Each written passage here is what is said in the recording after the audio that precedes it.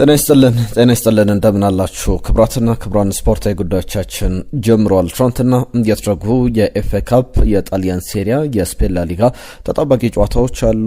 ኢንተር ከዩቬንቱስ በጣም የሚገርም ጨዋታ ነበረ። የኮሞም ጨዋታ በጣም አነጋጋሪ ነበር። ሴስ ፋብሪጋስ በኮሞ በኩል ነጥብ የጣለበት ጨዋታ ነበረ። በዚህ ጉዳይ ላይ ከጨዋታው መጠናቀቅ በኋላ የሰጠው ማስተያየት አነጋጋሪ ሆኖ ተመልክተናል። ከዛ ውጪ ማንቸስተር ሲቲ እና ሊቨርፑል ትናንትና በኤፍኤ ካፕ ያሸነፉበት ጨዋታ ነበር። ዛሬ አርሰናል ከዊገን አትሌቲክ ጋር ይጫወታል። ናፖሊ ከሮማም ዛሬ ከሚጠበቁ ጨዋታዎች መካከል የሚጠቀሱ ናቸው። ጨዋታዎችን በተመለከተ በጥቂቱም ቢሆን አንዳንድ ነጥቦችን እናነሳለን። ከጨዋታዎች በዘለለ ግን ምን ጉዳዮችን ይዘናል የሚለውን ጉዳዮች እናንሳ። ማንቸስተር ዩናይትድ ቤት ሃሪ ማጓየርን እንዲሁም ደግሞ ስኮት ማክቶሚናይን፣ ብሪያን ምቤሙን የተመለከቱ ጉዳዮችን እየነገርናችሁ እንቆያለን። ከግብ ጠባቂዎች ጋር በተያያዘ አንድሬ ኦናናና እንዲሁም ደግሞ ባይንዲርን የተመለከቱ ጉዳዮችም በዝርዝር ወጥቷል። እነዚህን በስፋት የምንመለከታቸው ጉዳዮች ናቸው። ከአርሰናል ጋር በተያያዘ የሊዮን ጎርቴዝ ጉዳይ ዳግም አንዳንድ የዝውውር ሀሳቦች መነሳት ጀምረዋል። የአንቶኒዮ ኑሳም ጉዳይ ከአርሰናል ጋር በተያያዘ ይነሳል። ማን ነው፣ ምን አይነት ኳሊቲዎች አሉት የሚለውን ጉዳይ ከአርሰናል ጋር በተያያዘ በዝርዝር የምንመለከተውን የሚሆነው ከዛሬ ጨዋታም ወጣ ብለን የምንመለከታቸው ጉዳዮች ይኖራሉ። በሚኬል አርቴታ ቡድን ውስጥ የክርስቲያኖ ሮናልዶ የሃሪኬንን የግብ ማስቆጠር ሂደትንም እየተመለከትን እንቆያለን። ቸልሲ ቤት ቆየት ስንል የማርክ ኩኩሬያ ጉዳይ የጉዳት ዜናም እንዲሁም ደግሞ ከአዲስ ውል ጋር በተያያዘ እየተሰሙ ያሉ ጉዳዮች አሉ። በጥር ቸልሲ አንድ ተጫዋች ለማስፈረም ሲሞክር ነበር። ከቶትናም ሆትስፐር ነው የተጫዋችን እንዴት ያለ ሙከራ ሲያደርግ ነበረ። ከዛ በኋላ ዝውውሩ እንዴት አልተሳካም የሚለውን ጉዳይ ዚ አትሌቲክ ዝርዝር መረጃ ይዞበት ወጥቷል። በስፋት እየተመለከት ነው እንቆያለን። አስገራሚ አስተያየቶችም አሉ ስለ ሴት ፒስ። ከዛ በተጨማሪ ትናንትና ቫላንታይን ነበረ። አንዳንድ በጣም አስቂኝ ጉዳዮችን ከቫላንታይን ጋር አያይዘንም የምናነሳቸው ነገሮች ይኖራሉ። በቻላችሁት አብራችሁን ቆዩ። መልእክቶቻችሁን ጻፉልን። በምናነሳቸው ጉዳዮች ላይ መልእክቶቻችሁን ጻፉልን። ከዛ በተጨማሪም በተለይ ደግሞ ይህንን ቪዲዮ ላይ ካድጋችሁ ጀምሩ፣ ሰብስክራይብ ያደርጋችሁ ቤተሰብነታችሁን አሳዩን። ቻናላችን ብዙ በምንሰራው ልክ እየታየ በምንሰራው ልክ እያደገ አይደለምና የእናንተን ድጋፍ እንፈልጋለን። መልእክቶቻችሁን ጻፉልን። ሼር፣ ላይክ፣ ሰብስክራይብ እያደረጋችሁ አብሮነታችሁን አሳዩን። በቀጥታ ወደ ጉዳዮቻችን እናልፋለን። ከዛ አስቀድሜ አንድ ጥያቄ ላቅርብ። ትናንትናም የእናንተ በርከት ያሉ ሀሳቦች መጥተዋል። የጨዋታዎችን ከተመለከትን በኋላ በቀጥታ ወደ እናንተ ሀሳቦች ነው የምናልፈው። የማንቸስተር ዩናይትድ የአመቱ ምርጥ ተጽዕኖ ፈጣሪ ተጫዋች ማን ነው ለእናንተ?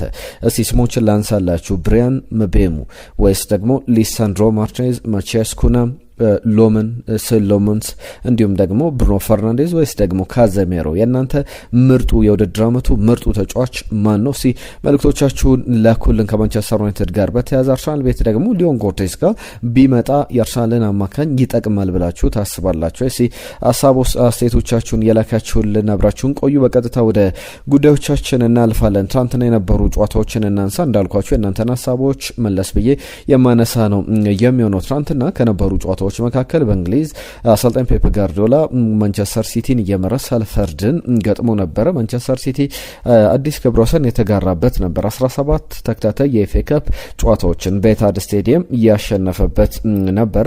ከዚህ በፊት ከልፓም ሮቨርስ ነበረ ከዲሴምበር 1873 እስከ ፌብሩዋሪ 1881 ይህንን ክብረ ወሰን ይዞት የነበረው ማንቸስተር ሲቲ ይህንን ክብረ ወሰን መያዝ ችሏልና 17 ጨዋታዎች ላይ በተከታታይ ትናንትና 17ኛ ጨዋታው ማሸነፍ የቻለበት ነበረና ከሲቲ ጋር በተያያዘ 2-0 ነው የተጠናቀቀው በጨዋታው በኩል።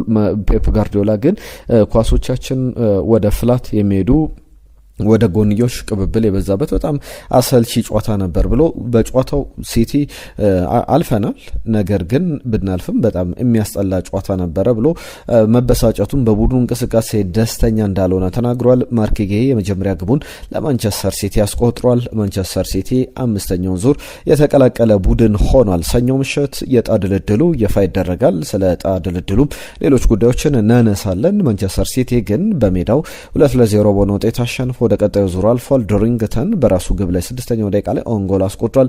ፊል ፎደን ጥሩ አልተጫወተም። የማንቸስተር ሲቲ ቡድን እንዳጠቃላይ ብዙ የሚያስተቸው አይነት ጨዋታ ነበር። ባለፈው አመት ሳልፈርድን 8-0 ነበር ማንቸስተር ሲቲ ያሸነፈው። ያላቸው ርቀት በጣም ልዩነቱ በጣም ሰፊ ቢሆንም ትናንትና ግን ከዛ የተሻለ ነገር አልተመለከትንም። ለሁሉም የሲቲ ጨዋታ በሲቲ 2-0 አሸናፊነት የተጠናቀቀ መርሃ ግብር ነበረ። ሌላኛውን ጨዋታ እናንሳ። በተለይ በጣም አነጋጋሪ የነበረ ጨዋታ ነው። በዚህ በኤፍኤ ካፑ ላይ እንደዚህ አይነት ጨዋታዎች በጣም ወሳኝ ናቸው። አንዳንድ ጊዜ መለኪያዎች ይሆናሉ።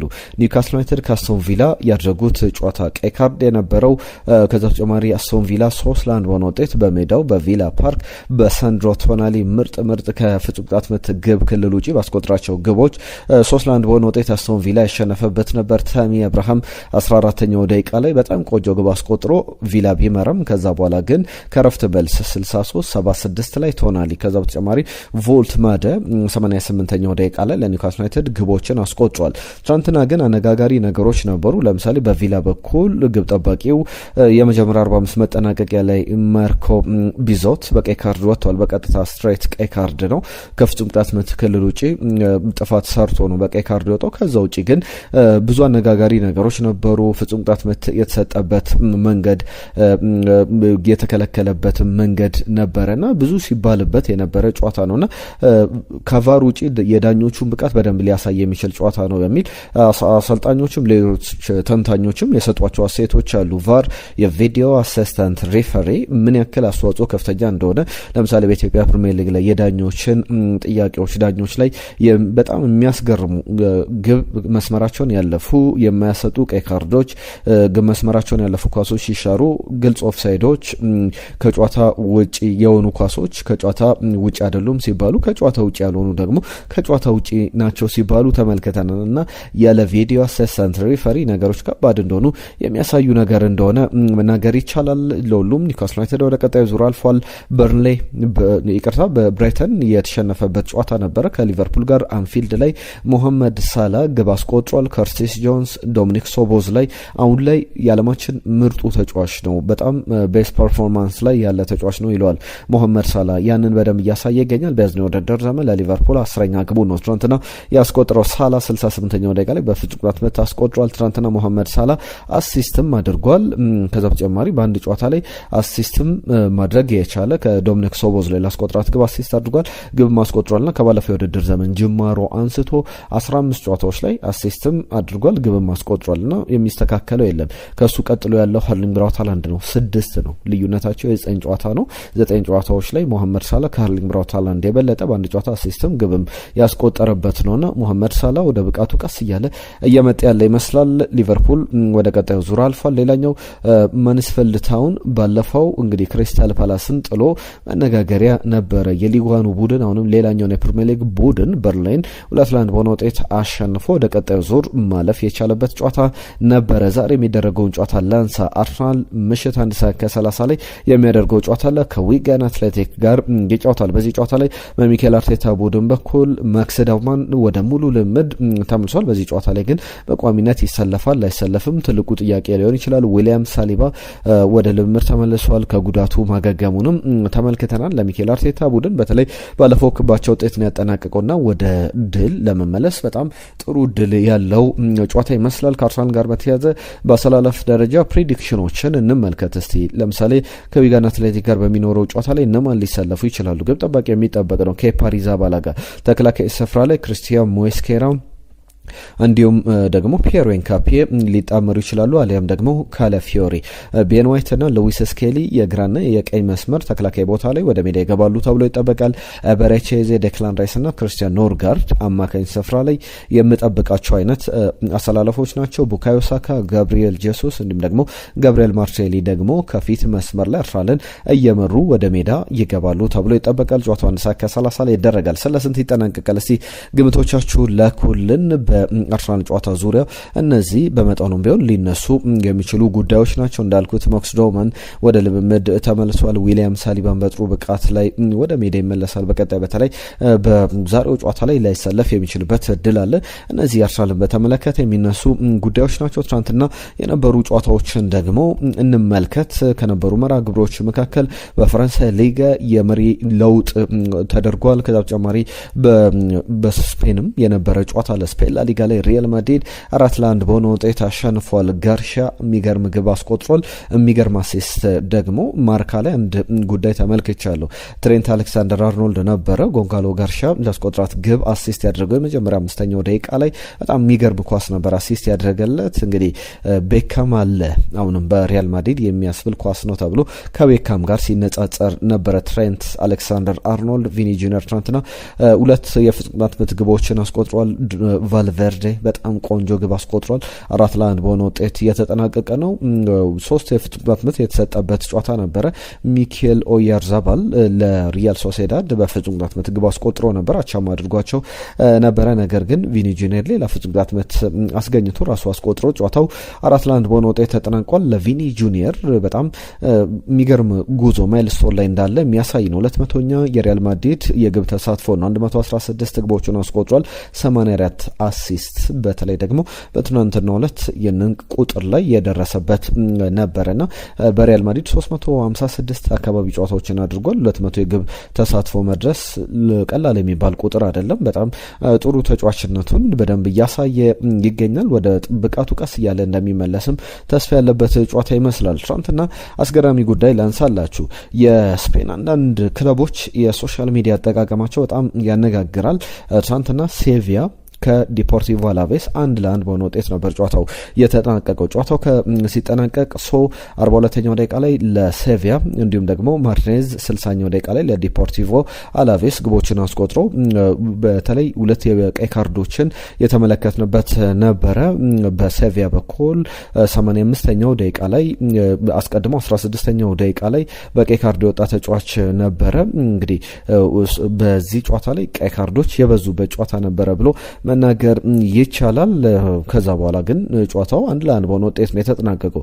ሴቪያ መሪ ከሆነ በኋላ ግብ የተቆጠረበት ሰከንድ አፍ ላይ ከማዕዘን ምት የተሻማ ኳስ ነበረና የሴቪያ የማህበራዊ ትስስር ገጽ ላይ የተመለከትነው ነገር በጣም የሚያነጋግር ነው። ምንድነው ያሉት? የሴቪያ ማህበራዊ ትስስር ገጽ ላይ ስትገቡ የክለቡ ያስቆጠረውን ግብ በደንብ የሚተች ነው። በተለይ አርሰናልንም በዚህ ወገን ትንሽ ነቆር ያደረጉበት ነበረ። 1-1 እንደሆነ 60ኛው ደቂቃ ላይ ሴቪያ 1 ዲፖርቲቮ አላቬስ 1 የሚል ጽሁፍ አለና ከዛ በኋላ ዛዌ ሳይድ ወይም ደግሞ ዲፖርቲቮ አላቬስ ያስቆጠረው ግብ በአርሰናል መንገድ ነው ከማዕዘን ምት ግብ አስቆጥሯል በሚል የሴቪያ አድሚኖች እንግዲህ ሌላ መነጋገሪያ የነበረ ማህበራዊ ሚዲያ ፖስት ተመልክተናል። ከሰሞኑ ሪያል ቤቲሶች አንድ ነገር ሲጽፉ ነበር። ማንቸስተር ዩናይትድ ከዌስትሃም ጋር ጨዋታ በሚያደርግበት ዕለት ላይ እንግዲህ ዛሬ ነው ቀኑ ብለው ጽፈው ነበር። የማንቸስተር ዩናይትድን ፍራንክ ኤሊየትን ፎቶ ፖስተው እንግዲህ ይህንን ሰው እርዱት፣ ከህመሙ እንዲወጣ እርዱት፣ ያው ማለት አሸንፎ 5ኛ ተከታታይ ጨዋታችሁን ለማለት ነውና እንደዚህ አይነት ፖስተው ነበረ። ለሁሉም መነጋገሪያ የነበረ ጨዋታ ነበረ። ሪያል ማድሪድ ማሸነፉን ተከትሎ ነጥቡን 60 በማድረስ ከባርሰሎና በ2 ነጥቦች ከፍሎ ተቀምጧል። ባርሰሎና የግድ ማሸነፍ ያለበት ጨዋታ ሰኞ ምሽት ይደረጋል። እሱን ሰኞ ላይ በደንብ የምናነሳው ነው የሚሆነው። ከዛ ውጪ በጣሊያን ሴሪያ ኢንተርና ዩቬንቱስ ያደረጉት የመጀመሪያ ዙር ጨዋታ በጣም አዝናኝ ነበረ። ብዙ ግቦችን የተመለከትንበት እንደነበረ ይታወቃል። ከፍጹም ቅጣት ምት ክልል ውጪ ግቦች የነበሩበት እነ ኬነል ይልዲዝ ትራም ግብ ያስቆጠሩ ሁለቱም ወንድማማቾች ትራሞች ኬፕረን ትራምም እንዲሁም ደግሞ ማርከስ ትራምም በሁለቱም በኢንተርም በዩቬንቱስ በኩልም ግብ ያስቆጠሩበት 4-3 በሆነ ውጤት የተጠናቀቀ ጨዋታ ነበረ። ትናንትና ደግሞ ፒየር ከሉሉ በቀይ ካርድ ወጣ። ጨዋታው ግን 3-2 በሆነ ውጤት በኢንተር ሚላን አሸናፊነት የተጠናቀቀ ነው። ዩቬንቱስ አቻ ሆኖ ነበረ። በተለይ ካምቢያሶ 17ኛው ደቂቃ ላይ ኦንጎል አስቆጥሮ ኢንተር ይመራ ነበር። ከዛ በኋላ ካምቢያሶ ራሱ ግብ አስቆጠረ ለዩቬንቱስ 26ኛው ደቂቃ ላይ ጨዋታው 1-1 በሆነ ውጤት የቀጠለ። ከዛ በኋላ ሰከንድ ሃፍ ላይ ኤስፔሲቶ ትናንትና ከአርሰናል ጋር ዝውውሩን ስናነሳው ነበረ። ኤስፔሲቶ የፍራንክ ኤስፔሲቶ በጣም ጥሩ አቅም ያለው ተጫዋች ነው። 76ኛው ደቂቃ ላይ ኢንተርን ቀዳሚ ቢያደርግም ማኑኤል ኖካቶሊ 83ኛው ደቂቃ ላይ ዩቬንቱስን አቻ አደረገ። ነገር ግን 90ኛው ደቂቃ ላይ ፒተር ዘለንስኪ በጣም የሚያስገርም ግብ አስቆጥሮ ጨዋታዎቹ ላይ የተቆጠሩት ግቦች በጣም ቆንጆ ግቦች ነበሩ። ጨዋታው 3-2 በዩቬንቱስ ተሸናፊነት ኢንተርም መሪነቱን ያጠናከረበት ጨዋታ ነበረ። በኮሞና በፊዮሬንቲና መካከል የነበረው ጨዋታ ሴስ ፋብሪጋስ ከጨዋታው መጠናቀቅ በኋላ በጣም የተናገረው ነገር በጣም አስገራሚ ሆኖ ተመልክተነዋል። ኮሞ 2-1 በሆነ ውጤት ተሸንፏል። ፈጊዮሊ እንዲሁም ደግሞ ሞይሰስኬን ያስቆጠሯቸው ግቦች ፊዮሬንቲና እንዲያሸንፍ አድርጎታል። ቀይ ካርዶች የነበሩበት ጨዋታ ነው። በተለይ አልቫሮ ሞራታ 88ና 89ኛው ደቂቃ ላይ 2 የቀይ ካርዶችን ተመልክቶ ቢጫ ካርዶችን ከዛ በኋላ 1 የቀይ ካርድ ማለት ነው በ1 ደቂቃ ልዩነትና ሴስ ፋብሪጋስ ከጨዋታው መጠናቀቅ በኋላ ማንም ተጫዋች እንደዚህ ትሪገር ሲደረግ ሌሎች ተጫዋቾች የሚናገሩት ነገሮች ሊኖሩ ይችላሉ፣ ሊያበሳጭ ይችላል። ነገር ግን ያንን መቆጣጠር የማይችል ከሆነ ባይጫወት ይሻለዋል፣ ወደ ሜዳ ባይገባ ይሻለው። ሌላ ስፖርት ላይ እግር ኳስ እንደዚህ ነው ወይም ሌላ ስፖርት ቢሞክር የተሻለ ነው የሚል በጣም በተጫዋቹ በአልቫሮ ሞራታ የቀድሞ የቼልሲ ቡድን አጋሩ ነው፣ አሁን እያሰለጥነዋል። በአልቫሮ ሞራታ ላይ ብስጭቱን ገልጾ ተመልክተናል። ሁሉም ትናንትና የነበሩ ጨዋታዎች ከሞላ ጎደል እነዚህ ነበሩ። ባየር ሙኒክ 3-2 በሆነ ውጤት ብሬመንን ሲያሸንፍ ሃሪኬን 2 ግቦችን አስቆጥሯል። 500ኛ ግቡ ላይ ደርሷል። ሃሪኬንን በተመለከተ የሚገርም የሚባል ቁጥር ነው። በቶትናም 280፣ በባየርን 126፣ በእንግሊዝ ብሔራዊ ቡድን 78፣ ለሚልዎል 9፣ ለሌንተን ኦሬንት 5፣ ለሌስተር ሲቲ 2 ግቦችን አስቆጥሮ 500ኛ ሲኒየር ለፕሮፌሽናል ደረጃ ያስቆጥራቸው ግቦች ናቸው። ከነዚህ 500 ግቦች ግን 100ዎቹ በፍጹም ቅጣት ምት የተቆጠሩ ናቸው። ብዙ የፍጹም ቅጣት ምት ግቦችን ያስቆጥሯል። በፈረንሳይ ሊጋ ላይ ሎንስ ትናንትና 5-0 ፓሪስ ኤፍሲን አሸንፎ የፈረንሳይ ሊጋን መምራት ጀምሯል። በዚህ ጨዋታ ላይ 52 ነጥቦችን መያዝ የቻለበትን ውጤት አስመዝግቧል። ስለዚህ 52 ነጥቦች ላይ ደርሷል። ፓሪስ ሰን ጀርመን 51 ነጥብ። በተለይ ፓሪስ ሰን ጀርመን በሮይንስ መሸነፉን ትናንትና ስናነሳላችሁ ነበረ። ለሁሉም እነዚህ የሚነሱ ጉዳዮች ናቸው። ዛሬ ያሉ ጉዳዮችን በስፋት እናነሳለን። የዝውውር ጉዳዮችን፣ አጠቃላይ ጨዋታዎችን በተመለከተ ብዙ ሀሳቦችን አነሳን። ትናንትና የእናንተ በርካታ መልእክቶች መጥተውልናል። ሮዛ ከልብ እናመሰግናለን ስለ ጻፍሽልን መልእክት። ከዛ በተጨማሪም ነጅብ ሰንገሮ ከናይሮቢ የቸልሲ ደጋፊ ነው። ነጅብ ሰንገሮ ኔቶ ትናንትና በስቲያ በነበረው ጨዋታ ላይ በጣም ምርጥ ነበረ በግሉ፣ አሁንም ቸልሲ ግን ወጥነት ይጎለዋል ብሎናል። ድሬዮ አሳብ መስጠት ቆንጆ ነው፣ ምክንያቱም እግር ኳስ ፍቅር ነው ብሎናል። አርሰናልን በተመለከተ ግን ለአርሰናል ወጣቶች ሲባል በተለይ ለጥቁሩ ፈርጥ ቡካዮ ሳካ ሲባል አርሰናል ዋንጫ ቢበላ ደስ ይለኛል ብሏል። ድሬዮ የማንቸስተር ዩናይትድ ደጋፊ ነው፣ ነገር ግን አርሰናል ዋንጫ ቢበላ ደስ ይለኛል የሚል መልእክቱን ልኮልናል። እናመሰግናለን። ሙልጌታ ከደቡብ አፍሪካ እኔ ግን ይለናል ከካርሎስ ባሌባ ይልቅ እሱ ይመጥናል ብዬ አላስብም። ለማንቸስተር ዩናይትድ ምራቃቸውን ዋጥ ያደረጉ ተጫዋቾች ቢመጡ ደስ ይለኛል የሚል መልእክቱን ልኮልናል። ሊቁ ከጀርመን ሙኒክ የጻፈልን መልእክት አለ። እንግዲህ ትናንትና ባየርንም አሸንፏል ከሙኒክ ሆኖ መልእክቱን ጽፎልናል። የምታቀርቡት መረጃ በጣም ጥልቅ ነው፣ ከልብ እናመሰግናለን ስለ ጻፍክልን መልእክት። ብሩክ በላይ ከልብ እናመሰግናለን። ሞላ አርሰናል ብርዱ ተነስቷል የሚሉ አርሰናልን የሚጠሉ ደጋፊዎች ናቸው። ገና አንዳቸው ወጣ ተብሎ እንደዚህ አይባልም። ቀጣይ ጨዋታዎችን ሳታዩ ብሬንትፎርድ ደግሞ በጣም ጠንካራ የሚባል ቡድን ነውና አርሰናል ገና ነው የውድድር አመቱ። ስለዚህ በቀጣይ አርሰናልን በተመለከተ ቀጣይ ጨዋታዎችን ማየት ያስፈልጋል የሚል ሀሳቡን ልኮልናል። ሞላ የተባለ አድማጫችን ከብሬንትፎርድ ጋር በተያያዘ በእርግጥም በጣም የሚገርም አይነት ቡድን ነው። ለምሳሌ ኒውካስል ዩናይትድን፣ አስቶን ቪላን አይነት ቡድኖች አሸንፏል። ከዛ ውጪ በቅርብ የነበሩ የብሬንትፎርድ ጨዋታዎችን ብንመለከት ከቶትናም ጋር ባቻ ውጤት ያጠናቀቀበት መርሃ ግብር የሚጠቀስ ነው። እንዲሁ ከአርሰናል ጋር በእርግጥ የመጀመሪያው ዙር ጨዋታ ላይ ተሸንፏል። ኒውካስልን እንዳልነው ከባድ ቡድን ነው። ኒውካስል በደርሶ መልስ አሸንፏል። ሊቨርፑልን ያሸነፈበት ጨዋታ የሚጠቀስ አይነት ነው። ማንቸስተር ዩናይትድን 3-1 አሸንፏልና ጥሩ ቁጥሮች ያሉት ቡድን ነው። ከቼልሲ ጋር የመጀመሪያው ዙር ላይ ባቻ ውጤት ነው ያጠናቀቀውና የብሬንትፎርድ ቡድን ቀላል የሚባል ቡድን አይደለም። በትክክል ሞላ እንዳነሳው ሁሉ የአርሰናልን ቀጣይ ጨዋታዎች መመልከት ያስፈልጋል። ፓማ ባይ ከልብ እናመሰግናለን፣ ሁል ጊዜ ስለተሳትፎ ስለምትጽፍልን መልእክቶች ሁሉ። ሌሎችም ደጋፊዎችም ሀሳባቸውን አጋርተውናል። ሽመልስ ከኳታር ዶሃ ስለ መረጃዎቹ ከልብ እናመሰግናለን ብሎናል። ከዛ በተጨማሪም የክለብ ደጋፊዎች ስለሚሰጡት ስሜታዊ መልእክት በእርግጥ መደገፍ ይቻላል፣ ግን ቡድን ውስጥ የገሌ ባይኖር ገሌ አሰልጣኝ መባረር አለበት፣ እንደዚህ አይነት ሀሳቦች መሰጠት የለባቸውም። ለምሳሌ ሚኬል አርቴታን በተመለከተ ወይም ደግሞ አንድሪያ ቤርታ ተጫዋቾችን ሲያመጡ ስለ ኤዜም ስለ ሌሎች ተጫዋቾችም ያነሳቸው ሀሳቦች ናቸውና ክለቡ ጥናት አድርጎ የሚያመጣው ነውና እንደዚህ አይነት ዝም ብሎ የስሜት አስተያየት ባይሰጥ የሚል አስተያየቱን ልኮልናል። ከልብ እናመሰግናለን። ታሪኩም ከደቡብ አፍሪካ የጻፈልን መልእክት አለ። ሁላችሁንም ስለተሳትፏችሁ ከልብ እናመሰግናለን። ዛሬም ባነሳናቸው ጉዳዮች ላይ ማንቸስተር ዩናይትድ ቤት ማን ነው እናንተ የውድድር ዓመቱ ምርጡ ተጫዋች?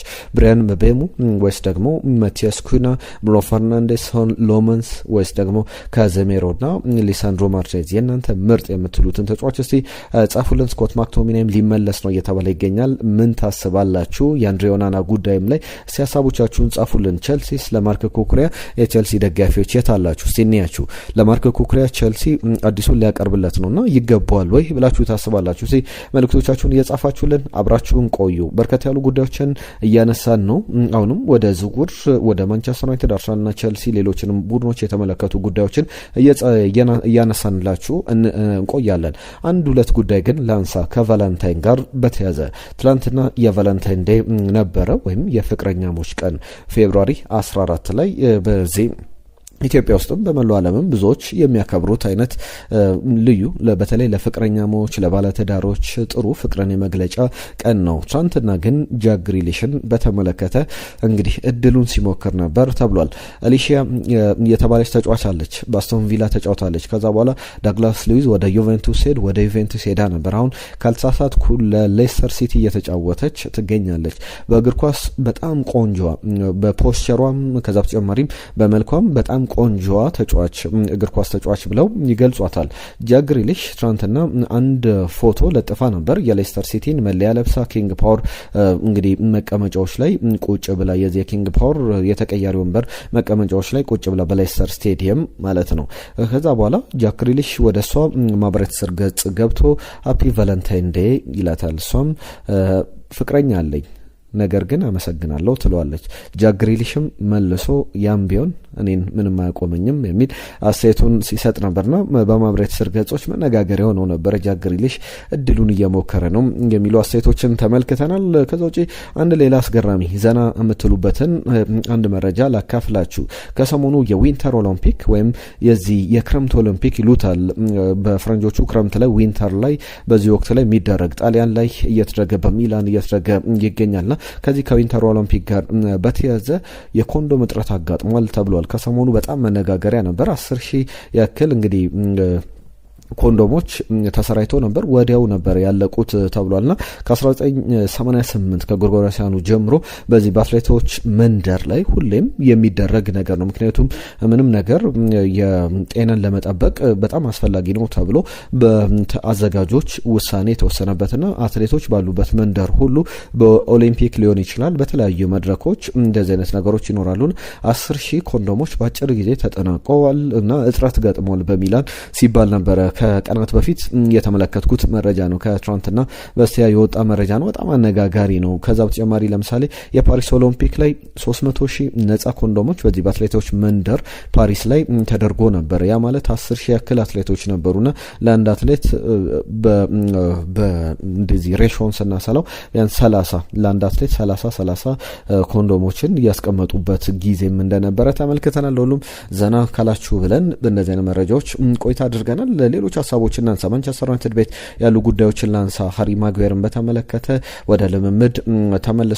ሃሪ ማጉዌር ምን ያክል ወሳኝ ተጫዋች እንደሆነ ብዙዎቻችሁ በደንብ የምትመለከቱት ይመስላል። ባለፈው ጉዳት አጋጥሞት ነበረ። የዌስትሃም ጨዋታ ላይ ተቀይሮም ወጥቶ ነበርና ከሊሳንድሮ ማርቲኔዝ ጋር ጥሩ ፓርትነርሺፕ ፈጥረው ማንቸስተር ዩናይትድ በጣም እየተነቃቃ ያለበት ጊዜ ላይ እንዳለ መናገር ይቻላል። ለምሳሌ ሃሪ ማጉዌር ባለበት እሱ የመጀመሪያ አሰላለፍ ውስጥ በገባበት ጨዋታ ላይ ማንቸስተር ዩናይትድ በያዝነው ውድድር ዘመን አንድ ጨዋታ ብቻ ነው የተሸነፈውና ሃሪ ማጓየር ከጉዳቱ ማገገሙ በጣም ልምድ መስራቱም ለማንቸስተር ዩናይትድ በጣም ጥሩ ዜና ይመስላል። ከብሪያን ምቤሞ ጋር በተያያዘ አንድ ጉዳይ ተመልክቻለሁ። ሁሉ ጊዜ ከደግነት ስራ ጋር በተያያዘ የሚነሱ ነገሮች አሉ። ብሪያን ምቤሞን በተመለከተ ለምሳሌ በማንቸስተር ዩናይትድ ያለውን ጥሩ ጊዜን እየተመለከተ እንገኛለን።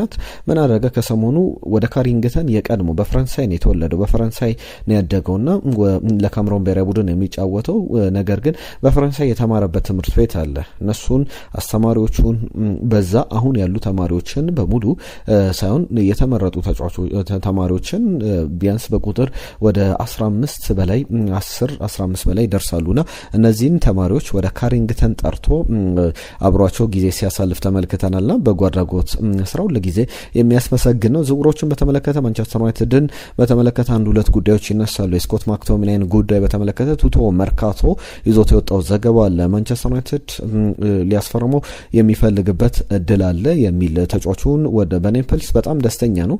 የሚገርም ጊዜ ላይ ይገኛል። ማንቸስተር ዩናይትድ ግን ተጫዋቹ በተለይ ደግሞ እንዲመለስ ይፈልጋል። ተጫዋቹን በእርግጥ ብዙ ተጠራጣሪዎች ነበሩት የተጫዋቹን ብቃት በተመለከተና ወደ ማንቸስተር ዩናይትድ ተመልሶ ራሱን ፕሩቭ ማድረግ ራሱን በደንብ ማሳየት ይፈልጋል የሚሉ ዘገባዎች ወጥተዋል። ከአንድሬ ኦናና ጋር በተያያዘ ማንቸስተር ዩናይትድ ተጫዋቹ እንዲመለስ አይፈልግም። በቋሚነት በዛው በተለይ በትራብዛንስፖር እየተጫወተ ይገኛል። 17 ጨዋታዎችን አድርጎ 4 ክሊንሺቶችን አስመዝግቧልና ዘሰን ስፖርት ይዞት የወጣው ዘገባ እንደሚያሳየው ማንቸስተር ዩናይትድ አንድሬ ኦናና እንዲመለስ ጭራሽ አይፈልግም የሚሉ ዘገባዎችን ይዞ ወጥቷል። በጣም የሚያስገርም አይነት መረጃ ነው። ከማንቸስተር ዩናይትድ ጋር በተያያዘ ሌላኛው ግብ ጠባቂው ባይንዲርን በተመለከተ የቱርኩ በሽክታሽ አሁንም በክረምቱ ተጫዋቹን ፍለጋ ይመጣል። ጥር ላይ ሲሞክር ነበር ማንቸስተር ዩናይትድ ግን በጥር ተጫዋቹን መልቀቅ አልፈለገም፣ ሌላ ዝውውር ላይ መግባት አልፈለገምና ባይንዲር በክረምቱ ወደ በሽክታሽ ሊዘዋወር የሚችልበት እድል ሰፊ ነው፣ ክረምት ላይ ጠብቁ ተባብሏል የሚሉ ዘገባዎችን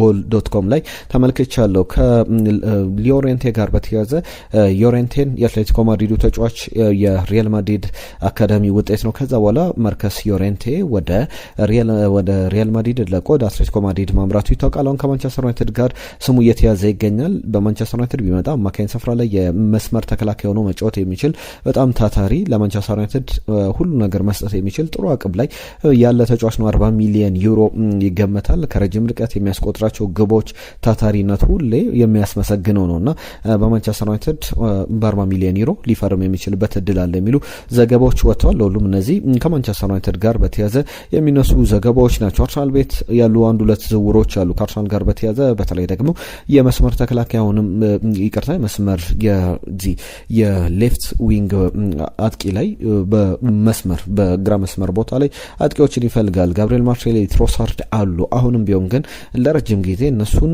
ሊተካ በደንብ ኳሊቲዎችንም ሊጨምር የሚችል ተጫዋች አርሰናል ይፈልጋል። አንቶኒዮ ኑሳ የተባለ ተጫዋች በጀርመን በአረቢ ላይፕዚግ እየተጫወተ ይገኛል። የጀርመኑ ፉሰቦል ደተን የተባለ አንድ ሚዲያ አለና ይዞት የወጣው ዘገባ እንደሚያሳየው ከሆነ በጣም ትልቅ ክፍያ አርሰናል መክፈል ይጠበቅበታል። በተለይ የአንዲያሞንዴም የምን ተጫዋች አንቶኒዮ ኑሳም በተመለከተ በጣም በትልቅ ደረጃ የሚፈለጉ ተጫዋቾች ናቸውና የጀርመን በላይፕዚግ የሚጫወተው በቡንደስሊጋ ላይ ጥሩ ብቃት የሚያሳየው ተጫዋች በደንብ እየተፈለገ ይገኛልና በባለፈው የብሬንትፎርድ ጨዋታም ላይ እንደዚህ አይነት ኳሊቲ ያለው ተጫዋች ምን ያክል እንደሚያስፈልግ እየታየ ይገኛል ተብሏል።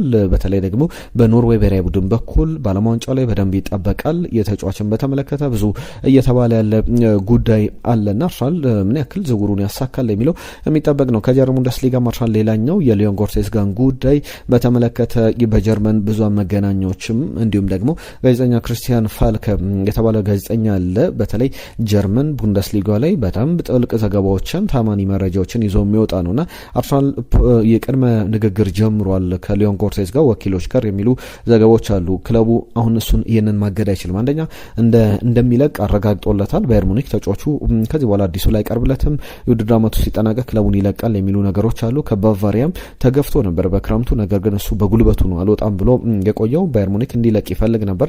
ሚኬል አርቴታም ተጫዋቹን ይፈልጓልና በቀጣይ የሚፈለግ አይነት ተጫዋች እንደሆነ በስፋት እየተመለከተ እንገኛለን። ቸልሲ ቤት ያሉ ጉዳዮችም አሉ። ከቸልሲ ጋር በተያያዘ የዚህ የማርክ ኩኩሬያ ጉዳይም ይነሳል።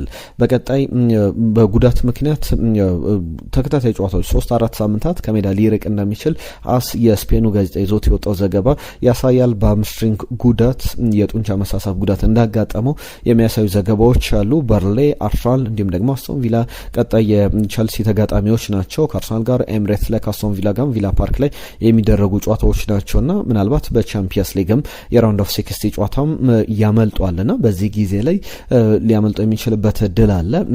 በቸልሲ በኩል የተጫዋች በጉዳት ምክንያት ከሜዳ ቢያንስ ለ3 ጨዋታዎች ከሜዳ እንደሚርቅ የሚያሳዩ ዘገባዎች አሉ። በጣም አሳሳቢ ይመስላል። ከተጫዋቹ ጋር በተያያዘ ግን አዲሱን ሊቀርብለት እንደሆነ በቸልሲ በኩል እስከ 2028 ውል አለው። ነገር ግን አሁንም በጣም ሲመጣ እናስታውሳለን። ከብራይተን ሲፈርም 62 ሚሊዮን ፓውንድ ለዚህ ጀርጀራ ብለው ሲገልጹት ነበረ። በጣም ያላልተረጋጋ ተከላካይ ለማርክ ኩኩሬያ ሲባል ነበር። አሁን ግን አለማችን ላይ ካሉ ቦታውን አስከብሮ በጣም የሚገርም ብቃትን እያሳየ ይገኛል። በጣም ጥሩ አቅም ላይ ያለ ተጫዋች እንደሆነ መናገር ይቻላል። ቸልሲና ማንቸስተር ሲቲ እየተፎካከሩበት ያለ አንድ ተጫዋች አለ። ኢጎር ቲያጎ ይባላል። የብሬንትፎርድ ተጫዋች ነው። በብሬንትፎርድ ምን ያክል የሚገርም ጊዜ እያሳለፈ እንደሆነ ይህ ቁጥር ብቻ በቂ ነው። 27 ጨዋታዎችን አድርጎ የ24 ዓመቱ ብራዚላዊ በብሬንትፎርድ 18 ግቦችን አስቆጥሯል። ሲመጣ እንደምናስታውሰው እንደሚታወቀው የዚህ አይቫን ቶኒ እንደሚለቅ ከተረጋገጠ በኋላ በቀጣይ ክረምት ይመጣል ተብሎ 2004 ላይ ነበር የፈረመው። ከዛ በኋላ እንደመጣ የኤሲኤል ጉዳት አጋጥሞት አመቱ ሙሉ ተረሳ። ከዚያ በኋላ በዚህኛው ውድድር ዘመን ነው ሙሉ ብቃቱን ለቡድኑ ማሳየት የቻለውና በክለብ ብሩገ በዚህ በቤልጅየም የተመለከትነው ተጫዋች ውል አድሷል እስከ 2030 ድረስ ከቀናት በፊት። ነገር ግን ሲቲም ቸልሲም የተጫዋቹ ፈላጊ ናቸው የሚል ዘገባን ተመልክተናል። ለሁሉም በርከት ያሉ ጉዳዮችን አነሳን። ከቸልሲ ጋር በተያያዘ አንድ ጉዳይ ብቻ ላንሳና ላጠናቀቅም ጉዳይ የበርግቬል ጉዳይ ነው። ሉካስ በርግቬል የቶትናም ተጫዋች ነውና ቸልሲ በጥር ዝውውር መስኮት ተጫዋቹ ለማስፈረም ሲሞክር ነበረ። በውድድር አመቱ በቶትናም 10 ጨዋታዎችን ብቻ ነው የፈረመው። ባለፈው አመት ግን ባለፈው የውድድር ዘመን 2024-25 ላይ የቶትናም የአመቱ ምርጥ ተጫዋች ተብሎ መመረጡ ይታወሳል። በዚህኛው የውድድር ዘመን ግን ብዙ እየተጫወተ አይደለምና ቸልሲ በጣም ጥሩ ኳሊቲ እንዳለው አምኖበት ለማስፈረም ጥረት ሲያደርግ ቶትናም ነበር ቶማስ ፍራንክ ነበር የከለከሉት። በቸልሲ በክረምት ምናልባት በዚህ ዝውውር ላይ ሊመለስ ይችላል የሚሉ ዘገባዎችን ተመልክተናል። ለሁሉም የተወደዳችሁ ስፖርታዊ ጉዳዮቻችን እነዚህን ይመስላሉ። በርከት ያሉ ጉዳዮችን ነገርናችሁ። ለአብሮነታችሁ ለሰጣችሁን ጊዜ ከልብ እናመሰግናለን። እዚህ ላይ እናጠናቀቃለን። ቻናላችንን ሰብስክራይብ፣ ሼር፣ ላይክ እያደረጋችሁ አብሮነታችሁን ያሳዩን። ጤና ይስጥልን።